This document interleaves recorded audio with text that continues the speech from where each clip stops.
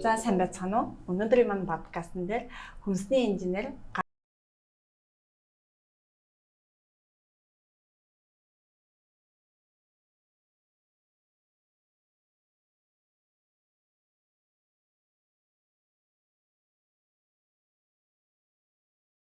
тэгээ алтан цагаа биднээс зарцуулаад бас манай подкастт ирсэнд маш их баярлалаа. Баярлалаа. Энэ гоё подкастт урьж байгаад бас их баярлалаа. Тийм. За мэдээж манай би бол өөрөө шүдний эмч. Тэгээд гол зорилго маань болохоор шүдний цоорлыг бас жоохон багасгах зорилготой. Тэгээд эрүүл мэндийн боловсрол олох зорилготой. Тэгвэл нөгөө нэг бид нөө зөвхөн шүдийг ярихаас гадна бас яаж ч утсан ингээд бусад нөгөө салбаруудтайгаа ингээд холбогдоод байгаа болохоор биднээс нөгөө нэг өөр хүмүүс маань ингээд бас ингээд илүү тэлээд байгаа шүү. Өргөн хүрээтэй болоод тийм ээ. Хүрээтэй болоод тийм яг үнэ. За тэгэхээр хоёулаа хүнсний талаас ингээ ярьж эхлэе тхүү. За хүн ер нь өсөж хөгжихэд яг ямар хүнснүүд хэрэгтэй болд юм бэ? Тэгээд тэрний талаар нэг ерөнхий ойлголт өгөөч. За хүн чинь ерөөсөө одоо төрөөл тийм ээ. Төрөөд одоо амьд бие махбод. За тэгээд хүн гэдэг чинь өөрөө холимог идэгштэн. Тийм болохоор одоо биднэрт уурга хэрэгтэй, өөх тос хэрэгтэй, нүүрс ус хэрэгтэй тийм ээ. Уурга нь одоо амьтны гаралтай махнаас авчиж гин, өндөгнөөс авчиж гин, одоо өөр уургатай ургамлуудаас авчиж гин. За тосны хэрэгцээгээ бид нэр хүнсний бүтээгдэхүүнүүдэд төвхөдүүд дагалдуулаад авчиж гин. За нүүрс усны хэрэглээ. Энэ бол ерөөсөө тэр үр тариа жимс ногооны одоо маш том бүлгийн бүтээгдэхүүнүүд. За энийг ингээд цэвэршүүлээд гаргаж авсны хүртэл сахар гэж нэрлэдэг байгаа тийм ээ. Тэгэхээр энэ болгон ч өөрөө маш том бүлэг боловч ерөөсөө яг энгийн бүтцээ нэгжээр нь ярих юм бол ерөөсөө глюкоз, одоо фруктоз, галактоз гэх мэт одоо моносахарид гэж ярина тийм. Энгийн үрс уснуудаас бүтдэг тийм. Тэгэхээр нөгөө том юм шиг харагдаж байгаа боловч эн чинь яг одоо бага хэмжээний хэдхэн нэр төрлийн нүүрс усаар л бид нар ерөөсөө амьд явах боломж нь бүрддэг байна тийм. За энэ дээр ингээд энэ гурван том шин бодис дээр одоо дахиад амин дэмүүд орж ирж одоо биеийн одоо тэр одоо физиологийн процессыг хурдсгах ч байд юм уу, одоо янз бүрийн биохимийн уруулын катализаторч болд юм уу тийм ээ. Ингэж явж идэг. За энэ дээр эрцүүд орж ирдэг. Эрцүүд одоо бас энэ ферментүүдийн одоо найрлагад орж явж гин. За тэр уургийн найрлагад орж явж гин. За бүр цаашлаад одоо яс хүртлөөрөө ихэнх нь одоо тэр коллаген дээр уурга дээр суусан эрдэс шүү дээ тий. Тэгэхээр эрдсийн хэмжээ бол бас айгүй чухал байдаг. Ерөөсөө энэ бүлэг 5 одоо шин бодис дээр ер нь хүнс тогтож байгаа. За эдгээр ерөөсөө нийлжээж л ерөөсөө хүнийг өсөж хөгжөхөд за өсөж хөгжсөний дараа энэ амьдралын өдөр тутмын энерги үүсгэхэд тийм ээ. Хэвэн амьдрахад хүнс өөрөө маш чухал үүрэг гүйцэтгэж байдаг. Биднес альва юмны балансыг бас ярих хэрэгтэй юм шиг санагдаад байгаа. Тэгээд бүх юм нэг дан витаминаар илүү гэхгүйгээр яаж энэ бүгдийн балансыг нь олох вэ? Хүн юу идэхийг хүсэж ин тэрийгээд идчихвэл хүнд юм дутагддаг юм шиг санагддаг миний бодлоор. Яагаад гэхээр дутагдж байгаа юм хүн нөгөө идмээр байдаг. За нөгөө амьдрал дээр бол ингээд харж байхад айгүй тийм аппетиттай найзууд байдаг шүү дээ. Юм болгоныг идэж үзэх хүсэлтэй. Тэр ч юм гоё, энэ ч юм гоё. Зарим найзууд болохоор зүгээр ямар ч юм дургу нэг юм аа л идээд ивчээдэг. Тэгэхээр тэр хүмүүсийг ингээ харьцуулж харахад нөгөө айгүй олон юм идэх дуртай одоо найз айгүй өсөглөн чирэг тийм ээ. Одоо дархлаа сайтай ч гэдэм юм. Ингээд нөгөө найз минь болохоор ингээд яг нэг хэвэндээ жоох амьдралын баясгалангүй байд тийм шиг бас санагддаг. Үн чинь бас идэх хоолороо тэрийг олж авт юм шиг санагддаг шүү дээ. Баяр баясгалангаа. Тийм. Нөө нэг стресс тайлах аргуудын нэг чинь бас идэх гэдэг байна шүү. Тийм шүү дээ.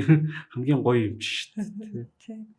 За манай ер нь бол ундны ус яг өөрөө чинь бодлоор яг ямар байх хэвээр вэ? Ундны ус дээр юу дээр анхаарах хэвээр гэж үздэг вэ? За. Яг гэр бүлийнхэн хэмжээнд ингээд бодоод үзвэл. Ундны усан дээр яг дэлхийн нийтээр ч юм уу за эсвэл монголчууд нийтээр дагаж мөрдөх яг тогтсон одоо нэг стандарт байж болохгүй. Яагаад гэхээр энэ чинь өөрөө нөгөө Монголын газар нутаг чинь маш том. Сая 500 мянган газар нутаг дээр оршиж байна. За дээр нь ингээд тэр газар бүс бүрээр усны найрлага өөр үжидэг. Тэгэхээр энэ чинь нөгөө ховд төрсөн бол тэр ховдын усанд хэдэн мянган жил зөгцсөн байдаг багч. За энэ Улаанбаатарынх бол бас ингээд зөгцсөн. Зүүн аймагуудынх бас зөгцсөн. Говийн аймагуудынх зөгцсөн багч. Тэгэхээр яг тэр одоо зөгцөлтөө тааруулж хэрэглэх ёстой. Яг одоо өнөөдрийн байдлаар одоо ундны усны стандарт гэдээ байна л да. Техникийн ерөнхий шаардлага гэдэг. Ундны усанд байх эрдэсийн хэмжээ. Эрдэсийн хэмжээ. Ерөөсөө ундны уснаас бид нар авж байгаа хамгийн гол юм чинь шингэнээс гадна эрдэс байхгүй юм чинь. Эрдэсийг авчиж бид нар эрдэсийн хэрэгцээгээ нөхөн усны хэрэгцээгээ бид барьж яадаг. Тэ? Эрдэсийн хэрэгцээг нөхөхөөс гадна хамгийн гол үүрэг нь бас усаа алдчихгүй тэр ууж байгаа усаа хөлсөөрөө ч юм уу шээсээр ч юм уу алдчихгүй биедээ ингээд хоримтлуулж идэг тодорхой хэмжээнд. Тэгэхээр МНС одоо 0900 гэдэг стандарт байна л да тийм. Энэ стандарт бол энэ стандарттай одоо Улаанбаатарын ундны усыг харьцуулахад Улаанбаатарын ундны ус одоо ер нь бараг 10 дахин бага. Жишээлээд хэлэхэд одоо 900 стандарт төр юу гэдэг вэ гэхээр ерөнхий хатуулгын 7 гэж заасан байдаг. 7-оос ихгүй гэж заасан байдаг. Тэгэхээр эн чинь өөрөө Улаанбаатарын усанд дээрсэн одоо Баян зүрхийн карантнаас гожж байгаа усанд Чингэлтэй одоо бүх төргийн карантнаас гожж байгаа ус ерөөсөө одоо 0.6-аас 0.8 за өсрээд 0.9 ч юм. Инхээр эн чинь өөрөө юг харуулж ийн гэхээр яг байх ёстой дээд хэмжээнээс 10 дахин бага байхгүй юм чинь. Эрдэсийн хэмжээ. Эрдэсийн хэмжээ. За тэр кальцийн хэмжээ одоо 100 гэдэг 100 байвал одоо 100 мг 1 литр усанд 100 мг байвал энэ усыг зөвшөөрнө гэж заасан байдаг бол Улаанбаатарын ундны усанд одоо 8-9 байх чигтэй. Гэвч бас 10 дахин. Тэгэхээр энэгээр юу хэлэх гээд юм нэхэр Улаанбаатар хот гэдэг чинь өөрөө маш тийм цэвэр устай. Байглаасаа маш цэвэр устай газар. Эрдэсийн агуулмжаар шүү дээ. Бохирдлын төр бол тусдаа яригдана те. Бактерийн бохирдлын төр. Тэгэхээр энийг өнөөдөр одоо шүүж хэрэгэлдэг болсон бүр маш буруу зүйл.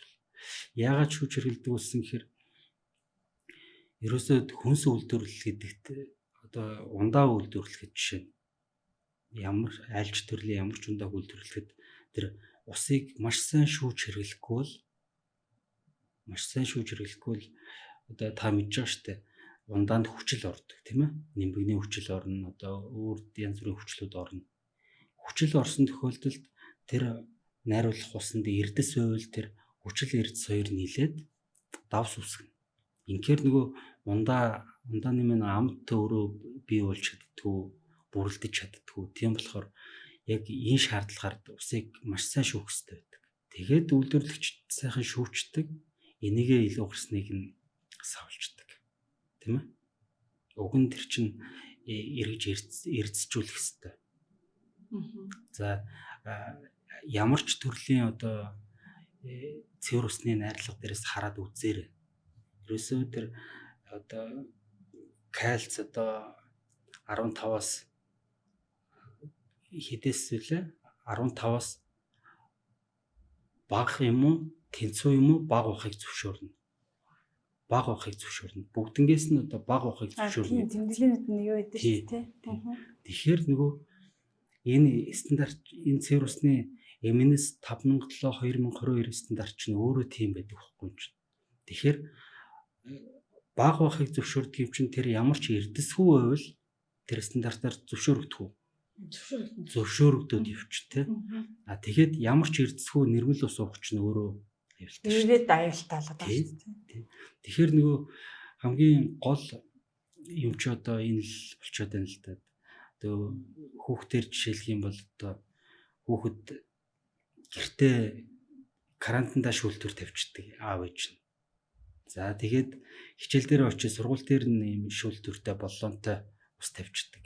Гараад юу ихээр бас ингээд нөгөө шүүсэн цэвэрснүүд үүсчихдэг.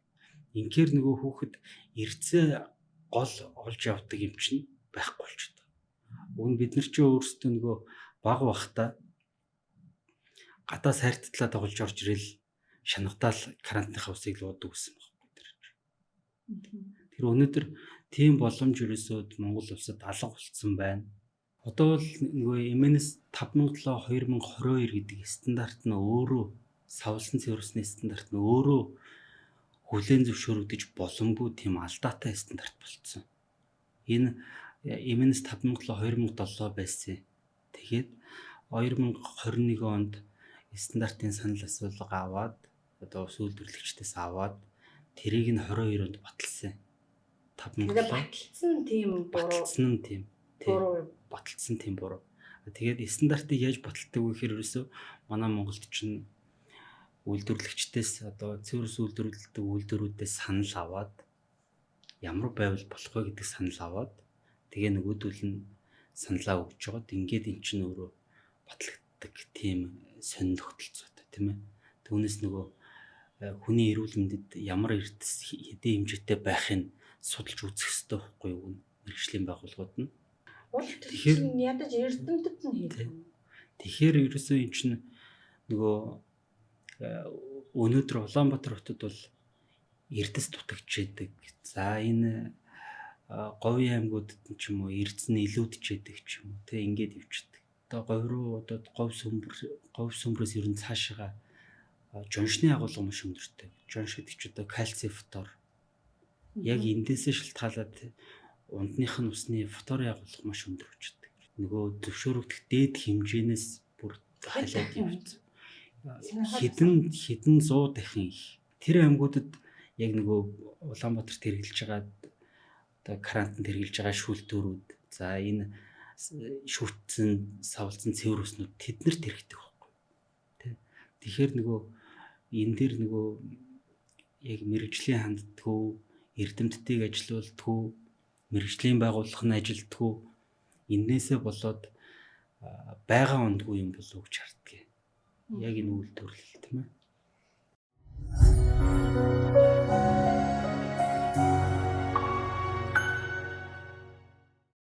Тэр нэг Монгол хүмүүсийн чинь яс шүд сайтай гэж айгүйх бинийгаа магтдаг шүү дээ. Тэгэнгүүт чи яг нэг практикал ажиллаад ирэнгүүт чинь яг тийм яс сайтай хүмүүсээс биш байхгүй.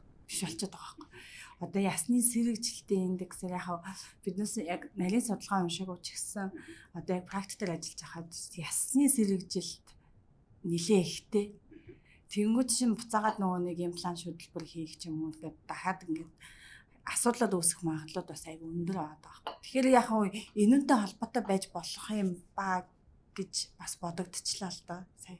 Болно нөгөө уламжлалт нэг ийм гоё өгнүүд өгдөн шүү дээ. Одоо яс сайтай. Монголчууд яс сайтай гэдэг чинь орчин үеийн бүр дээр үеэсээ уламжлагдаад ирсэн үг. Тэгэхээр монголчууд чинь дээр үеэсээ усаа шүүж уудаг байсан уу? Одоо баг намайг нэг 4-5 дугаар ангид байхад л ийм савлцсан цэврээс байна гэдэг бол өөрөө баг итгэмээргүй юм байл шүү дээ. Тэ? Ягаад тэр чинь заавал карантинаас гожж байгаас ягаад савлж уух хэвтэй? Энийг ягаад заавал энийг хэн авах юм гэж бодоод бүр гайхаад тэ. Тэгсэн чинь өнөөдөр ерөөсө бүх хэрэглээ тийм болцсон ба шүү дээ. Тэгэхэр чинь өөрөө айгүй хурдан хувьсч өөрчлөгдөж байна. Нөгөө урд цагт болохоор нөгөө яс сайтай байсан бид нар нөгөө эрцэн хэмжээгээ тэр сүү цагаан эдгээр авчдаг байсан. Одоо сүү цагаан эдний хэрэглээ байхгүй. Байхгүй билээ шүү дээ. Бүр байхгүй. Японоодоос баг сүү цагаан нэрээ баг. Тий. Инхээр нөгөө урд цагт бид нар зунд нь одоо бүгдээрээ сүү цагаан эдэг хэрэглэдэг байсан. Тэ? өвөлдөө махаа хэрглэждэг тийм ээ. Тий. Одоо улсын чинь нөгөө амьдралын одоо хөвшил одоо хэв маяг гэх юм уу өөрчлөгдөд Монгол улсын хүн амын бараг талаас илүү хувь нь Улаанбаатар хот гэдэг нэгэн цэг дээр төвлөрч амьдраад байна. Байранд амьдардаг бол дээр доороо амьдарцгаагаал тий. Байшинд амьдардаг бол гэр оролд амьдардаг бол ингээд 20 метрийн зайтай жорлонгоо ухаж амьдарцгаагаал тий. Тэгэхээр ч нөгөө энэ дээр сүү цагаан эдэгээ хэрглэж чадахгүй. За дээр нь усаад шүүчж чинь. Инхээр ч нөгөө өнөөгийн шүд цоорл гэдэг чинь хамгийн наад захын л эмгэг болж харагдаад байна л да. За тэгэхээр одоо надад нэг асуулт байна. Одоо яаж унтны усыг одоо нэг бохирдлоос хамгаалаад зэв ч юм уу те тэрнээс ингэж зэвгүй болгоод гэхдээ эрдэсийг алдуулахгүйгээр ямар тийм арга байна? Технологийн асуулт юм байна те. За энэ дээр нөгөө өмнө нэг юм хариулчих те. Нөгөө ус шүүгээд байгаа айлуудыг бас 100% буруутгаж болохгүй юм байгаа. Усаад нөгөө карантинд шүүлтүр тавиад одоо ярамгийн айлууд жишээ нь ингээд амар их зэв гардаг. Би бүр өөрөө нэг найзандаа очиж үзээ гайхсан байхгүй юм чинь. Боббор ус гарч байгаа шүү дээ. Боббор ус гарцсан тэр карантин ингээд нөгөө тэр ус гоождаг хэсгээрээ ерөөсөө амар зэв тогтож мөгтцсэн. Тэр жорлон уг нь цагаан байх хэвчээ суултур. Тэгсэн чинь тэр нь ерөөсөө ингээд яаж цэвэрлээд наа чин 6-7 оноо л юм болчтой гэж. Тэгэхээр яг энийг болохоор нөгөө хүмүүс өөрсдөө энэ эрсдлээс өөрсдийгөө хамгаалах гэж дор дорол үзээд байна л та тийм ээ. Шүүлтүр тавиал. Уг нь бол энэ асуудал дээр өөрсдөө дор дороо шүүлтүр тавьж хандах биш. Тэр одоо тэр шугамыг тавьсан тий тэр зэвэрдэг хоолойг тавьсан тэр компанитай хариуцлага тооцож явчих хэвээр. Тэр шийдвэр гаргасан тэр эрх мэдэлтэй хариуцлага тооцож явчих хэвээр. Ингэжээж эн чинь цаагаараа маш томоор асуудал шийдэгдэх болохоос биш. Өөрсдөө ингээд арга цагаад амьдраадах юм бол нэгдүгээр тэр чинь нэх их сайн юм болохгүй, үр дүнтэй юм болохгүй. Хоёрдугаарт өөрсдөөс нь маш их санхүүгийн зардал гарна те. Нөгөө 4-5 давхар шүүлтүрийг чинь нэг секцийн солиход л хэдэн төгрөгийн тийм биз дээ. Тэгэхээр сард хэд солих юм. Ингээр ч өөрсдөөс нь бас зардал гараад явдаг. Тийм. Тэгээ хоёрдугаарт нөгөө хариуцлага хүлээх хүмүүс нь хариуцлагаасаа мултарчдаг. Тэгж байж байгаа даргаасаа буугаа явуулдаг. Тэгэхээр энийг юусод дор дороо хамгаалах биш. Яг ингээд танаа хороолол хотхон тийм байвал ерөөсөө нийлж байгаад энэ хотын удирдлагад захиргаанд хандаач гэж хэлмээр санагддгийн миний хувьд. За нөгөө талаар бол ундны ус ингээд бага штэ тийм ээ. Улаанбаатарын ундны ус бүх карант зэвтэй гоождгоо.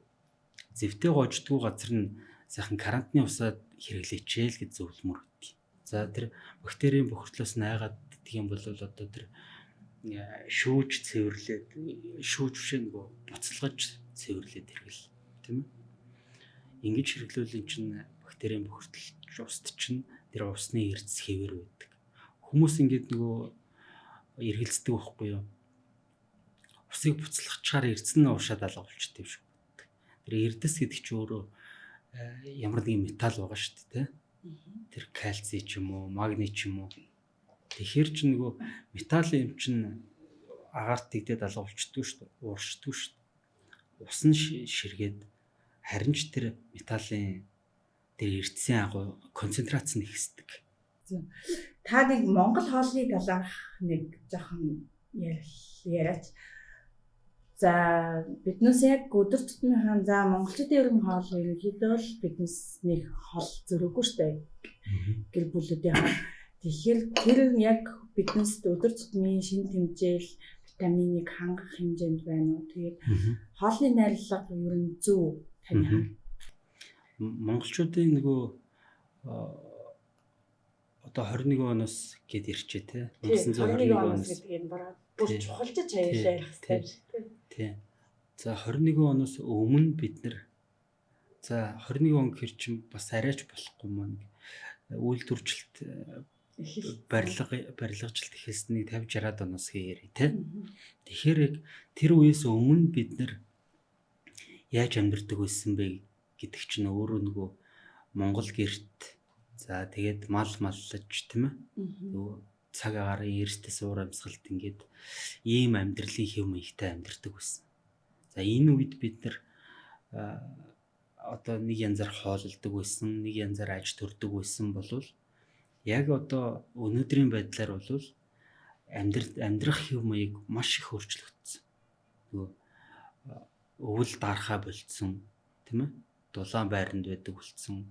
За гараад морь унаад явах биш, алхаад явах биш, машинаар явдаг болсон. Ингээд дулаан хувцас өмсдөг тийм ээ. Ингээд ирэхэр чи өөрөө нөгөө амьдрах хэв маягаа маш сайн одоо өөрчлөөд байна л да манайх. Хооллолтоо өөрчилж чадаагүй.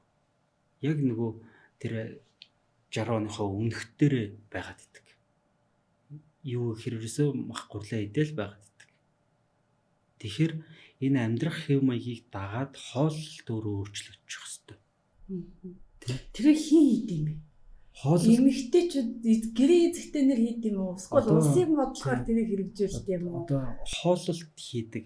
Яг хөө тэр хийн хийхээсээ илүүтэй энэ ч өөрөө нөгөө суур боловсролын асуудал байх хэвээр л доо. Суур боловсрол тэр дундаа одоо байгалийн ухааны боловсролын асуудал байх хэвээр. Шимт хичээлийн боловсролын асуудал байх хэвээр. Тэгэхээр нөгөө тэр хооллолтоо өөрчилж чадаагүй нэрөөсөө тэр үед мах маш их хэрэгэлдэг байсан бол өнөөдөр махыг бараг тэрнээс ч илүү их хэрэгэлж байгаа. Ягаад тэгэхээр өдрийн хоолнд махан хоол иддэг, орой хоолнд махан хоол иддэг, өглөөч зарим айлууд махан хоол иддэг тий. Ингээд монголчууд зундаа цагаан идээд гинцээ цайлгачдаг гэсэн бол одоо хотынхан бол тэгж чадахгүй. Тийм. Ерөөсөө өвөл зөнгөө мах иддэг болсон. Ингээр нөгөө хооллолт гэдэг чинь улам нөгөө буруу тишгээл яваад байгаа л та. Тэрнээс үүдсэн одоо тэгээд янз бүрийн өвчлөлүүд тий. Өвчлөлүүд наад захын тархалтаас эхлээл ингээл байна шүү дээ.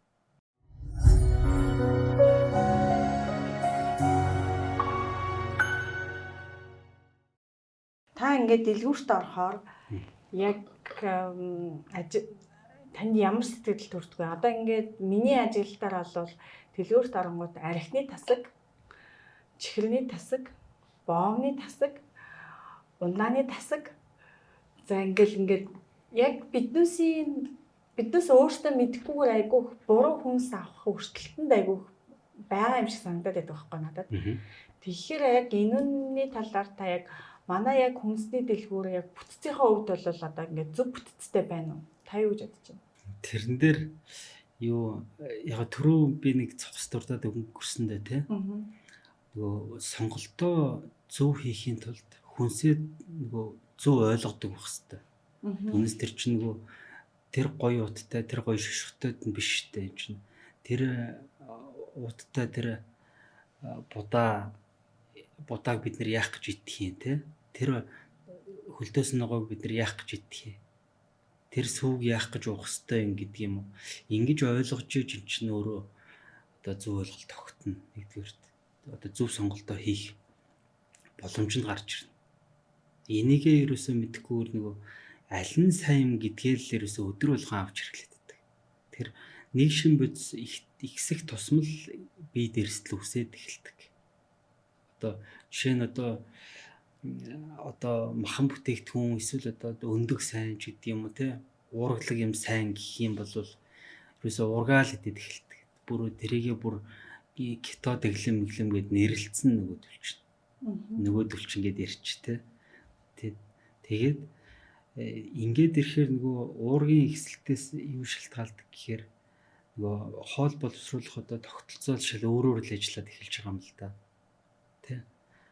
Тэрнээс л одоо бөөр өвчлөдөг ч юм уу, өөр цаашдын янз бүрийн хүндрэлүүд гардаг, цуснд одоо шээсний өвчл ихсдэг. Энээс болоод тулаатай болдог ч гэдэм юм те. Тэгэхээр нөгөө яг түрүүний таны хэлснээр баланс буюу одоо тэр зохистой хэрэглэгийг л маш сайн барих хэрэгтэй. Тэн дээр. За тэр дэлгүүрийн бүтцийн хувьд бол тэр миний хаар тэр архины хэрэглээ гэдгийг эрс эсрэг үздэг. Нөгөө арх уух ёсгүй биш, зүгээр тэр хүнсний дэлгүүрт арх байх ёсгүй. Яг тэр нөгөө арх гэдэг чинь нөгөө одоо этилийн спирт буюу нэг этанол, этилийн спирт гэдэг чинь өөрөө хүнсний одоо тодорхойлолтод багтдаггүй бүтээгдэхүүн. Монгол Улсын хүнсний тухай хуулийн 3.1 дээр хүнсийг тодорхойлсон байдаг байхгүй юу? Тэрэн дээр хүнс гэж хүний одоо хэвийн үйл ажиллагааг хангах, эрүүл мэндийг дэмжин хамгаалахад шаардлагатай хагас болон бүрэн боловсруулсан бүтээгдэхүүн ундны усыг гэж заагаад өгсөн. Тэгэхэд этилийн спирт за тэгээд төвгөр хийсэн одоо нөгөө найруулад устай найруулад хийсэн арх гэдэг бүтээгдэхүүн эрүүл мэндийг дэмжин хамгаалах уу? Хамгаалахгүй тийм. Багахан хэмжээ зөв зохистой хэрэглээл гэж бас байгаад боловч хамгаалахгүй тийм.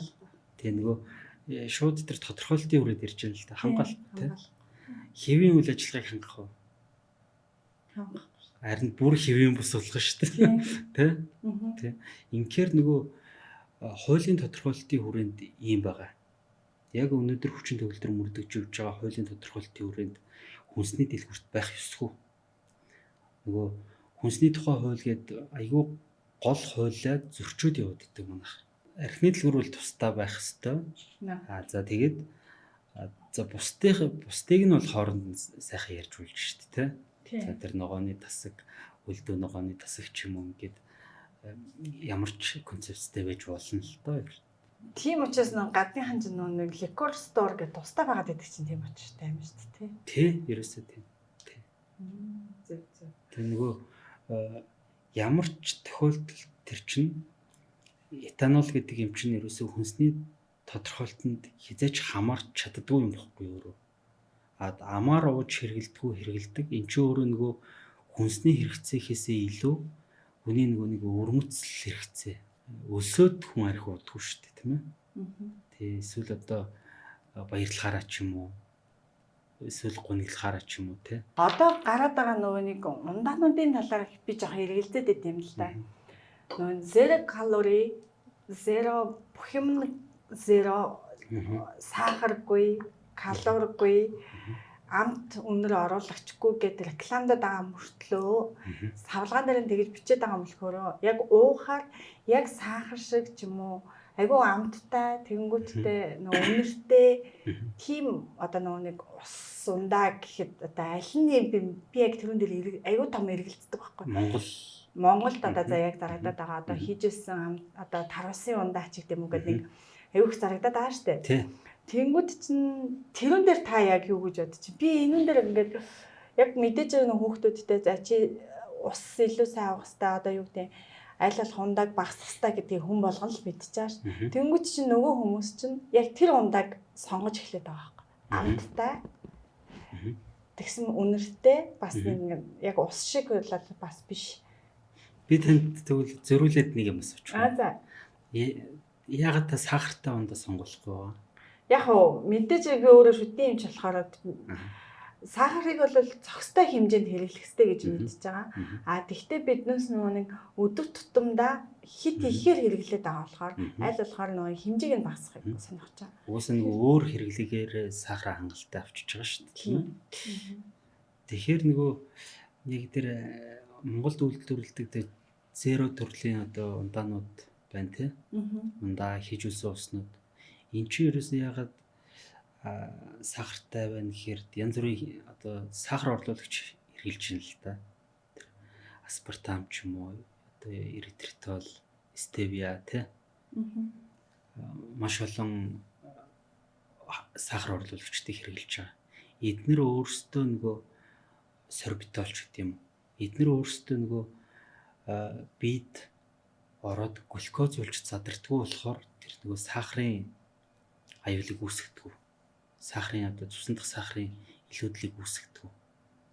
Тэгэхээр нэг талдаа яг хуу тэр таны амттай гэж хэлж байгаа тэр нь зөв.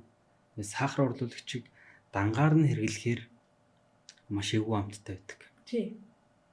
Нөгөө эвгүй амттай. За хоёрыг хэрэглэхээр арай гайгүй болдог. За гурвыг хэрэглэхээр нөгөө яг сахартай адилхан болоод ирдэг. Жөөрөө нөгөө нэгнийх нь амтыг нөгөөгөөр нь тодорхой харьцаагаар засч ивж идэг. Тийм болохоор нөгөө сахар орлуулагч айгүй олон бичсэн байдаг шүү дээ. Хүнсний бүтээгдэхүүн дээр. Тийм. Нөгөө дангаар нь хэрэглэж болдгоо болохоор л тэгдэг. Хүмүүс ойлгохтой болохоор энэ сахар хэрэглэхгүй байхын тулд ийм олон химийн одоо нэмэлт хэрэглэх юм уу? Кодтой хүнсний нэмэлт хэрэглэх юм уу? Энэ өстө хортой байдаг гэдэг үхгүй юу? Энд чинь өөрөө нөгөө цаанаасаа л энэ шаардлага нь зеро төрлийн ундааны шаардлага нь тийм. Ерөөсөө ямар шаардлагагүй байдаг вэ гэхээр цусан дахь сахарын хэмжээ нэмэгддэг чихрийн шижин өвчтэй хүмүүст. Нэгдүгээр тэд нар амьдралдаа сахар хэрэглэж чадахгүй тийм үү? Тэгвэл тэд нар чихэрлэг амтыг мэдрэх эрхтэй тий. Тэр хүмүүст нэгдүгээр. Хоёрдугаарт нь одоо тархалттай, илүүдэлжинтэй нөгөө энерги илчлэгээ багасгахыг хүссэн хүмүүс. За гуравдугаарт нь нөгөө яг энэ эрсдлүүдээс сэргийлж байгаа хүмүүс, нийт хүмүүс гэсэн. Тэгэхээр яг энэ шаардлагаар л энэ сахар орлуулагчдыг хэрэгжилж байгаа нэг талаар. За нөгөө талаар нөгөө сахар орлуулагч чинь хүнсний нэмэлт гэдэг ангилалд явдаг. Одоо кодтой Дэлхийн эрүүл мэндийн байгууллагын хүлээн зөвшөөрсөн тий кодтой. Энэ яг ямар учиртай явдаг вэ гэхээр хүнсний нэмэлт болгон өөрсдөө нөгөө туршилтаа хийгээд, судалгаагаа хийгээд, за тэр туршилтыг бол эхлээд нь одоо судалж агаад дараад нь одоо харах мархан дээр хийгээд ингээд хүн дээр ингээд энэ том судалгааныхаа тайланг тэр том байгууллагууд руу өгөөд тийм ээ. Тэгээд нөгөө үнэлгээгээ авдаг юм байна л да. Энд чинь хүнсэнд хэрэглэж болох уу болохгүй юу гэдэг. Энийг нь үндэслээд одоо тэр FDA ч юм уу тий EFSA ч юм уу үнэлгээг нь өгдөг энэ. За энэ ерөнхийдөө аюулгүй юм байна танаа бүтээгдэхүүн хүнсэнд хэрэглэхэд. Ерөнхийдөө аюулгүй гэж өгдөг. Бүр яг өгчлэн. Наана ингээд айгүй том судалгаа хийчихэд орж явахад ерөнхийдөө аюулгүй юм байна гэхэр чинь айгүй онцгой сонсож байгааз хүний идэх юм дээр. Гэхдээ нөгөө талаараа эн чинь маш шудраг үнэлгээ. Ерөнхийдөө аюулгүй юм байна. Танаа бүтээгдэхүүнийг одоо 1 жил хэрэглэе, 2 жил хэрэглэе гэдэг нөгөө туршилтанд ер нь одоо нийтээр л туршилтанд орж байгаа байхгүй юу ер нь чинь. Тэ? Ингээд нөгөө тэр тухайн бүтээгдэхүүнүүдийг нөгөө нийтийн хэрэгцээнд хүнсэнд хэрэгжилж эхлэнгүүтээ одоо мониторинг хяналт хийгээд нөгөө нийгмийн дунд хэрэглэгчдийн дунд нь ингээд тэр нэмэлтээс шалтгаалсан аюул үүсэхгүй болвол дөгөөдөө сунгаа явагддаг. Ингээд 5 жилээр ингээд цаашаа сунгаад явагддаг. Хүнсний нэмэлтэд хэзээч нөгөө насан туршийн баталгаа хийж өгдөг. Тийм үү. Өгдөг тий. Тэгэхээр нөгөө сахар гэдэг бол насан туршийн баталгаа авах шаардлагагүй өөрөө шин бодис. Хүнсний нэмэлтүүд чинь насан туршийн баталгаа хийж авдаггүй бүтээгдэхүүнүүд. Тэгэхээр энийг хүмүүс аягүй сайн ойлгох ёстой. Ягаад тэгэхээр сахар хэрвээ одоо таны биед ингээд цусан чинь одоо сахарыг ч өсгөдгөө те сахарын асуудалтай биш бол та өөрөө сахарыг өөрөө таньж ойлгоод өөрөө тохируулаад хэрэглээс сурчих хэрэгтэй. Заавал тэр та эрүүл үжиж тэр сахар орлуулагч хэрэглэх шаардлагагүй шүү дээ. Тийм ээ? Тэгээ энийг аягүй сайн ойлгож явах хэрэгтэй. Бүр 100 жилийн дараа хортой гэдэг нь батлагдаад хүнснээс хасагдсан хүнсний нэмэлт ч байгаа шүү дээ. За ямар хүнсний нэмэлт вэ? Тэр хүнсний нэмэлт сая манайд чинь жинхэнэ дүүлэн тэрсэн шүү дээ 2 жилийн өмнө.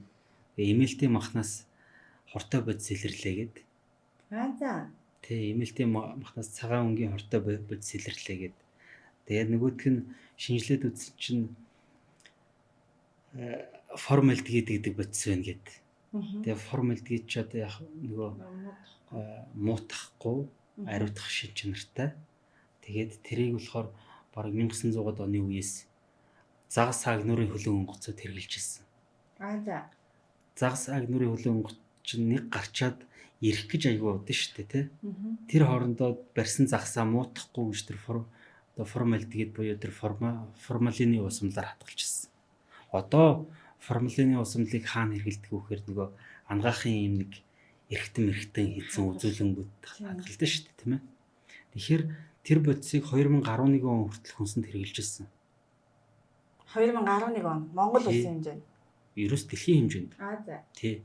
Тэгэхээр 2011 он хүртэл хэрэгжилж хагаад 2011 он хүртэл судалгаа хийж явж хагаад за энэ хамар салстад хор тавдар үүсгдэг бодис мөн байна гэж батлангуудаа хүнснээс асаачиж байгаа. Тэгэхээр ч нөгөө насан туршийн баталгаа өгч болохгүй гэдэг чи өөрөө энэ ихгүй юу?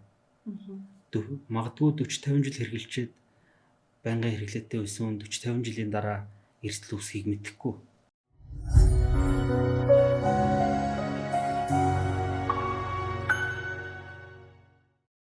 Та витамины талаарх бас нэг ойлголтыг ярьж өгөөч. Витамин бас яг нэг талаараа витамины огт хэрэглэхгүй яг витамины нэмэлт бүтээгдэхүүнийг ярьж байгаа шүү. Тэгэнгүүт чинь тэрийг нэмэлтээр хэрэглэхгүй байхныг хэцүү. Хит хэрэглэхээр бас нэг дараагийн эрүүл мэндэд асуудлууд үүсгээд байгаа. Жишээлбэл хавдрыг дэмжих ч юм уу тий болоод байгаа шүү дээ. Тэгэхээр тэрний талаарх бас л нөгөө баланс. Энэ дээр нөгөө хүнсний тухай хүнсний боловсруулалт энэ 60 градусаас дээшээгээ боловсруулдаг бүтээгдэхүүнээс одоо амин дэм нэхэд одоо хүлээгээд ерөөс хэрэггүй. Жишээ нь одоо 100 градус даруйдгдсан жууснээс тэр амин дэм хүлээгээд хэрэггүй байхгүй юу? Тийм болохоор нөгөө тэр хүнснээсээ амин дэм авахыг эрмэлзэх хэрэгтэй хамгийн ихэлж. За окей. Point-ийг ойлголаа. Тэгэхээр хүнснээсээ яаж оновчтой хамгийн ихээр амин дэм авч иж тэр нэмэлт витаминуудыг хэрэглээ буурна шүү дээ, тийм ээ? Тий. Инхээр нөгөө ямар хүнснээс амин дэм хүлээх хэрэгтэй вэ гэхээр 60 градусаас доошоо боловсруулсан бүтээгдэхүүнээс л амин дэм хүлээх хэрэгтэй. Тий. Хэрвээ тэрийг 60 градусаас дээшээгээ одоо буцалгаад халаагаад буцлагдсан бол тэр амин дэм эсвэл хагас задралд ороод эсвэл бүтэн задралд ороод эсвэл өөр бодистой нийлж бүр зеро бүр байхгүй болчихно. Бүр устчихно тий.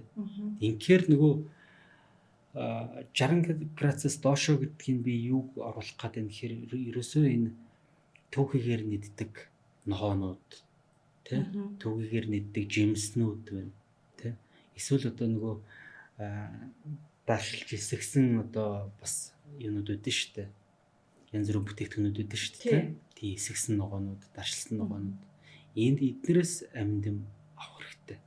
Энэ хоол нь одоо энэ тавган дээр одоо энэ талд нь мах байла, энэ талд нь одоо юу байла? Одоо чансан ногоонууд байла. Энд нь одоо будаа байд юм уу те? Энд яагаад салат байдаг вэ? Энд яагаад эсвэл десерт байдаг вэ жимснэ? Энд чи өөрөө нөгөө бид нар энэ махнасаа ургаа авчна, энэ будаанасаа нүрсээ авчна, энэ махнаас нь тосоо бас авчна те. Энэ десертнээс бид нар энэ салаатнаас бид нар амин дэмээ авч явах хэрэгтэй байхгүй юу? Энэ салаатаар бид нар цад хал байхгүй. Гэхдээ энэ заавал байж явах хэрэгтэй. Тэгэхээр манай нөгөө одоо үеийн эцэг эхчүүд бас яг энэ биднээс амьдралын хэм маяг өөрчлөгдсөн гэдгийг маш сайн ухаарад өөрснөө айгүйх шимт идэлийн мэдлэгтэй байгаад тийм тэнгүүдээ хүүхдүүдэд бас зөв зохистой хооллыг заах нь шүү дээ. Тэгжээж бид нөгөө амин дэмээ хоолноосоо хангалттай хэмжээгээр авчдаг болчвол заавал энэ нэмэлт витамин хэрэглэх шаардлагагүй байхгүй юм чинь тийм. Яг нөгөө шинжилгээний хариу гарч идэв юм уу тэр Д витамины дутагдал бол аюу өндөр болцсон. Тэгээ Монгол хоолны эслэгийн хэмжээний талаар та нэг яриач. биднээс яг Монголын үндэс одоо яг жишээлбэл биднээс бодит байгаа цувь эсвэл одоо бууз тийм үү те. Яг үндэсний биднээс нэг юм төрлийн хоолой байгаа шүү дээ. Тэднээс эслэгийн хэмжээ хэрв. Тэгээд биднээс үнэхээр эслэгээ хаанаас бас авах хэрэгтэй гэдгээд. Таны бодлоор Монгол хоол хүнс нь одоо яг биднээс үндэсний меню гэж байгаа шүү дээ. Бууз юм уу, цувь те.